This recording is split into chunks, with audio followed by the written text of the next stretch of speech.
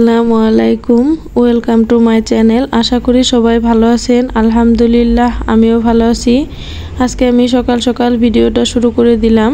আর এই তো এখানে কিছু হরলিক্স গুলে নিচ্ছি। আর এটা কিন্তু আমি বাসায় তৈরি করেছি। আর এটা আমি বাসায় আমার হাজব্যান্ডের জন্য তৈরি করছিলাম। তো এখন আমিও খেয়ে নিতেছি। আমার কাছেও অনেক মজা লাগে। আর এটা খাওয়ার সময় কিন্তু আলাদা করে চিনি মেশাতে হয় না, যেহেতু এটা অনেক মিষ্টি হয়েছে। এ তো চলে আসলাম দুপুরে রান্না করতে। আজকে দুপুরে খুব একটা ভালো মন্দ রান্না করব না, লাল শাক, লাউর ভাজি আর ডিম রান্না করব। তো ডিম দিয়ে একটা নতুন রেসিপি রান্না করব আজকে। এই তো এখানে আমি আলু আর হলুদের গুঁড়া, কাঁচামরিচ, পেঁয়াজ সিদ্ধ হতে বসিয়ে দিচ্ছি। এগুলো দিয়ে শাক রান্না করব। আর যেহেতু শাক তাড়াতাড়ি সিদ্ধ হয়, এর জন্য আলুটা আগে দিয়ে দিছিলাম।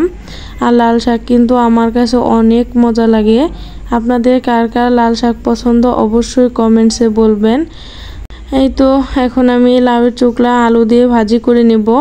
এই ভাজিটা অসাধারণ মজা লাগে। আমরা বাসায় লাউ আনলে লাউয়ের চোখলা কিন্তু কখনোই ফেলে দেই না, এভাবে ভাজি করে খাই। আপনারাও এভাবে ভাজি করে খেয়ে দেখবেন।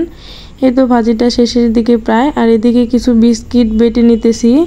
এগুলো দিয়ে আজকে ডিমের একটা নতুন রেসিপি রান্না করব। এই তো ভাজি করা শেষ।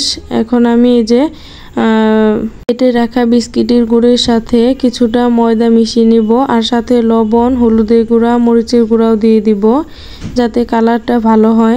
এগুলো ভালো করে মিক্স করে নিব।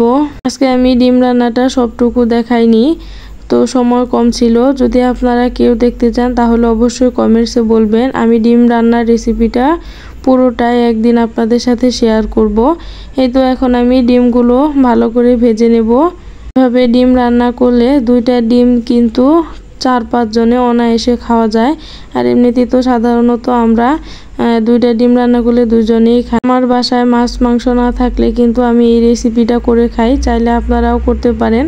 তো আজকের এই ভিডিওটা কার কার ভালো লাগলো অবশ্যই কমেন্টসে বলবেন। যারা যারা নতুন দেখতেছেন অবশ্যই চ্যানেলটি সাবস্ক্রাইব করবেন। ভালো থাকবেন। আল্লাহ হাফেজ।